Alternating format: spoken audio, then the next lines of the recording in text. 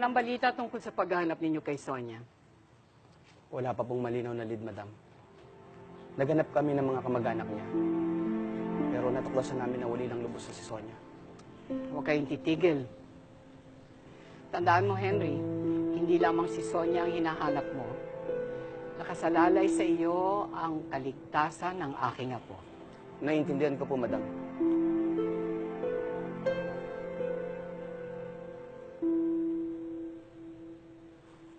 O bakit ganyan ang itsura mo? May problema ba? Meron ka bang dapat sabihin sa akin? Hindi tayo pwede mag-usap ng matagal. Buntis ako. Congratulations, Daddy Henry. Umalis na tayo rito. Sumama ka na sa akin. Nasisiraan ka na ba ng bait? Kapag umalis tayo dito, paano na pinaghirapan ko? Ayoko nang bumalik sa pagiging hampas lupa. Paano ang anak natin? Isisilang ko. Malakas ang kutob ko, lalaki na ito. At kung hindi? Malalaglag ko.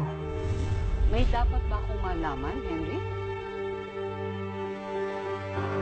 Wala po, madam. Makinig ka, Henry. Walang dapat makalam ng sikreto natin. Kapag lalaking isisilang ko, palalabasin natin na anak natin siya ni Johnny. Para siya ang maging tagapagmana ng lahat ng kayamanan ng pamilyang ito. Tal, habang buhay ko lulukoyin ng pamilya din. Oo.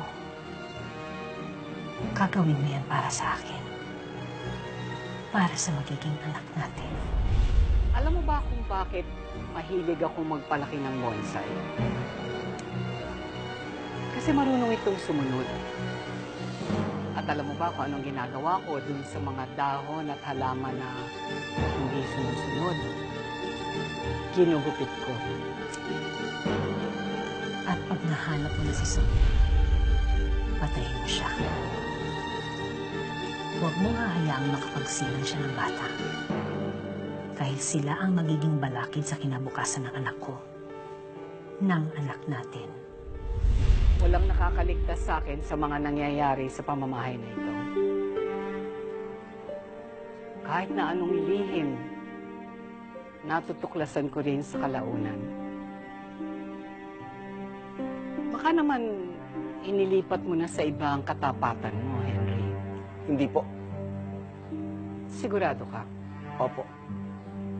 Hindi ko po magagawang pagtaksilan kayo.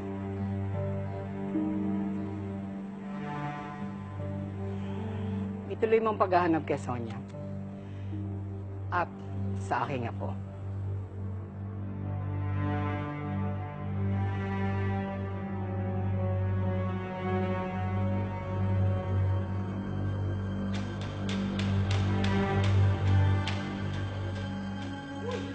Sonia, kung makapag-map ka dyan!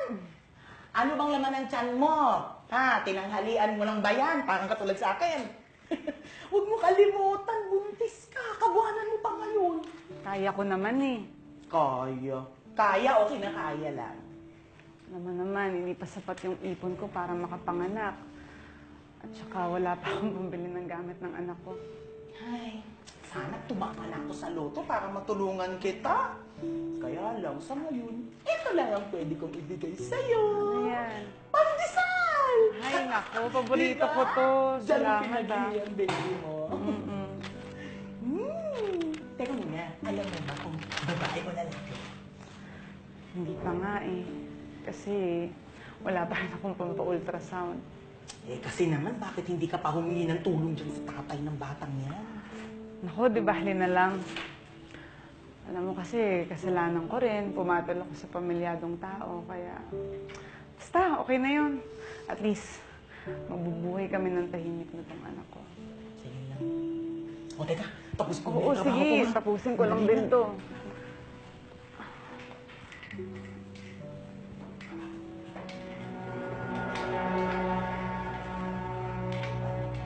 Dito ka lang pala nagtatago, Sonia.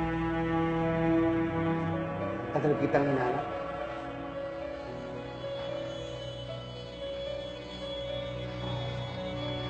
So, Henry, Wala naman ho talaga sa intensyon ko ang manggulo eh. Tsaka okay lang ho kahit hindi ko makausap si Mr. President. Sonia, hindi mo lang anak ang dinadala mo. Anak din siya ni Mr. President. May karapatan din siya sa sanggol, kaya sumama ka na sa akin. Eh kung bukas ko na lang ako kaya kausapin kasi may aasikas na yung Hindi na, ngayon na. Sumama ka na sa akin. Dali sa Sonia, ha? Naku, tatawag na pinahawan niyo ako! Mga kapitbahay sa kayo! Malikot ko! Naku, tatawag ako ng pulis! Sonia, pulis! Pulis!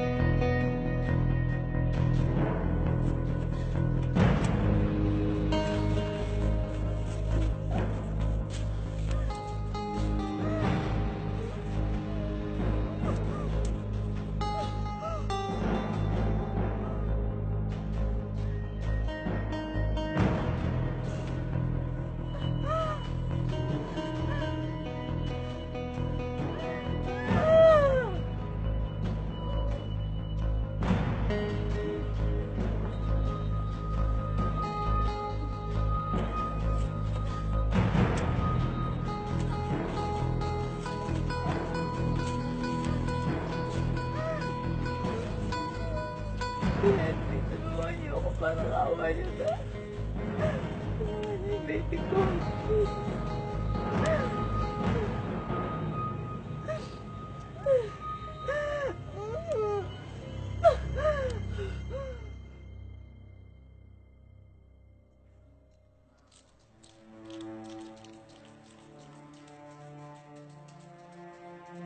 Tama na ang pagdarasal, Mama. Anong karapatan mong gawin ito? Dininig na ang inyong panalangin. Magkakaroon na kayo ng apo na lalaki. Paano mo nalaman? Sinuway mo ang... Oo, sinuway ko kayo. Nagpa-ultrasound ako.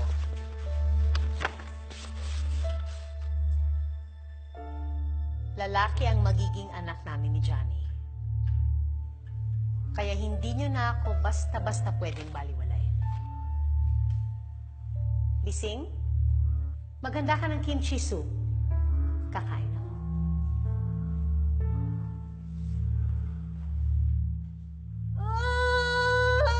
Sige, misis, iiring niyo lang po.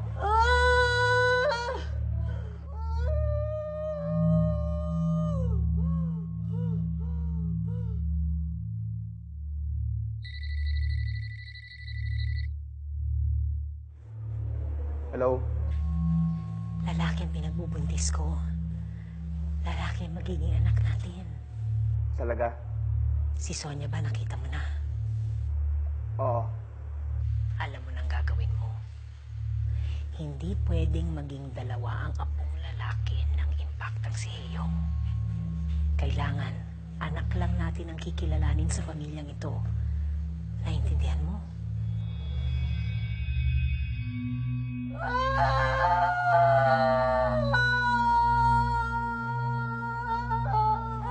Congratulations, misis. Lalaki po ang anak niyo.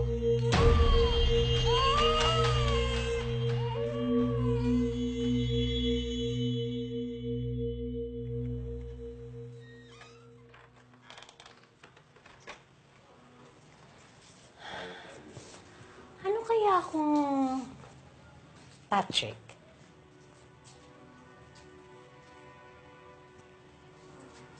I'm sorry. Pwede ring Matthew. Michael. Ano kaya? Irene, busy ako. Nag-iisip lang naman ako ng magandang pangalan para sa magiging anak natin.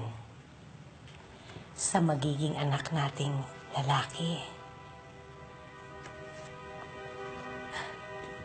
Nagpa-ultrasound ako. I just had to make sure. Lalaki na ang magiging anak natin, Johnny. Meron ka ng tagapagmana ng Lee Hansong Bread Factory.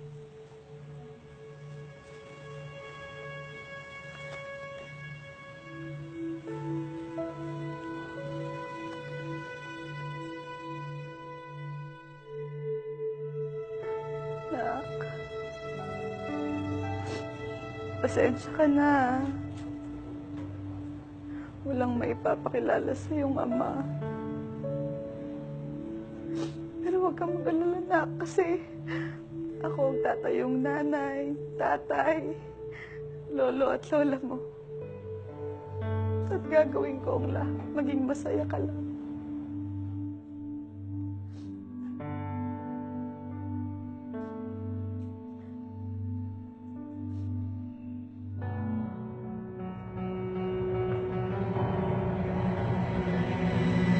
Henry.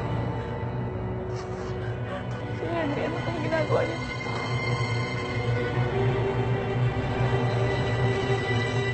Henry. Sir Henry, ano pong ginagawa niyo dito? Sir, parang awa niyo na po. Kami na lang po ng anak ko ang nandito sa mundo. Huwag niyo po nagsasaktan, sir. Kasi sila, makinig kang mabuti. Lumayo na kayo. Wala akong pakialam kahit saan. Basta yun, hindi na kayo magpapakita sa pamilyang Lee. Huwag ka na magpapakita, lalong-lalo na kay Mr. President. Itago mo yung bastardo mong anak. Ito na ang huling pagbabanta ko sa'yo. Kapag natundong kita ulit, hindi na kita pagbibigyan. Papatayin ko kayo.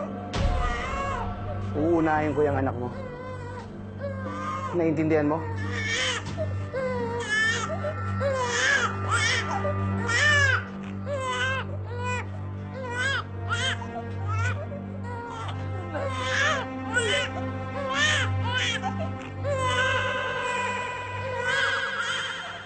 Sige.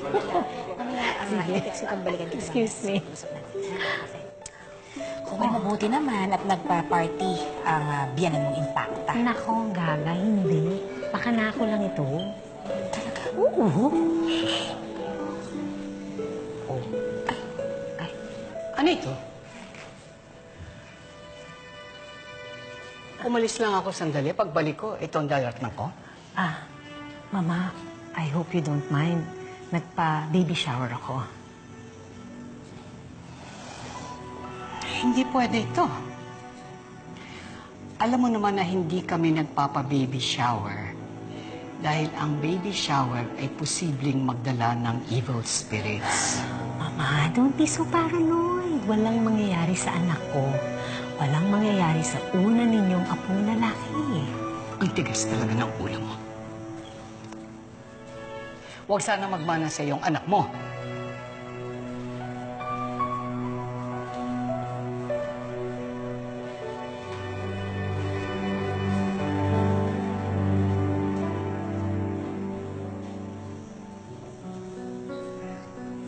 Let's open the gifts! Halika, lapit kayo, open the gifts. Halika. Halika, unahin natin yung malaki. Lapit kayo. Lahat ba kayo nakapamigay na ng gifts? Dito lahat yung gifts, okay? Halika na. Irene, may malaki. Anong gusto mo? Anong gusto mo buksan? Sige, ito.